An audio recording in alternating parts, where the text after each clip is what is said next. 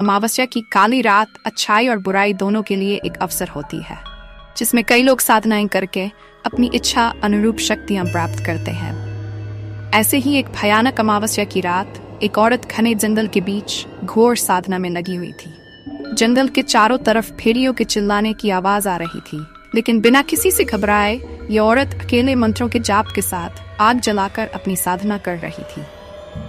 जैसे जैसे समय बीता जाता है, औरत उग्र होती जाती है।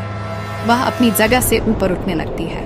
उसके सामने की आग उसके साथ ही ऊपर उठती जा रही थी और देखते देखते आग की लपटें आसमान को छूने लगती है और वह औरत जमीन पर नीचे गिर जाती है और कुछ ही पलों में उठकर खड़ी हो जाती है। अमावस्या की काली रात के प्रभाव की वजह से उसने रूहानी शक्तियां प्राप्त कर ली थी और अब वह तैयार थी अपना प्रतिशोध लेने के लिए।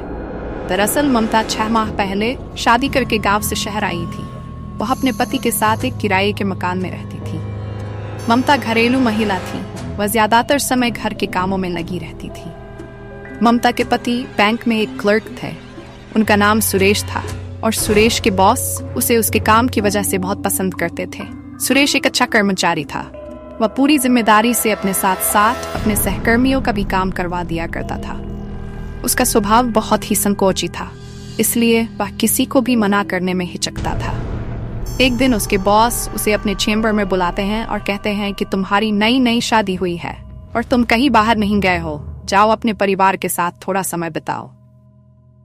सुरेश को अपने बॉस की बात से खुशी होती है और वह मुस्कुराते हुए कहता है, जी बॉस, अगले महीने अपनी पत्नी के साथ कहीं बाहर जाने का सोच रहा हूँ। बॉस अपने पर्स से कुछ पैसे निकालकर सुरेश को दे देते हैं और कहते हैं, यह मेरी तरफ से तुम्हारे लिए है, जाओ मजे करो।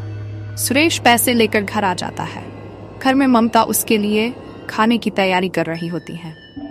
सुरेश ममता को बताता है कि बॉस ने बाहर घूमने की इजाजत दे दी है, हम अगले हफ्ते ही चलते हैं।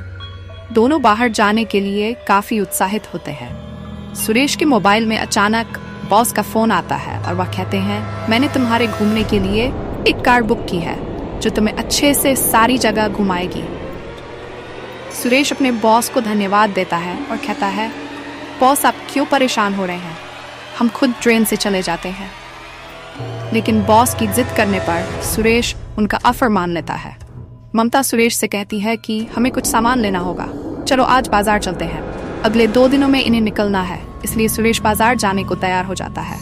सुरेश और ममता बाजार जाकर अपने पसंद के कपड़े और कुछ खाने पीने की वस्तुएं खरीदते हैं। वह अपने सफर के लिए तैयार हो जाते हैं। बॉस की भेजी हुई कार दरवाजे पर आकर समय से खड़ी हो जाती है। सुरेश कार की डिग्गी में सारा सामान जमाता है और दोनों कार में बैठकर निकल पड़ते हैं अपने रोमांचक लम्हों की ओर। खूबसूरत वादियों का मजा लेते हुए सुरेश और ममता गाने गुनगुना रहे थे। ड्राइवर गाड़ी चला रहा था। अचानक ड्राइवर गाड़ी का दरवाजा खोलकर बाहर कूद जाता है और गाड़ी का संतुलन बिगड़ जाता है, जिससे गाड़ी पहाड़ी से नीचे जंगली रास्ते की तरफ मुड़ जाती है।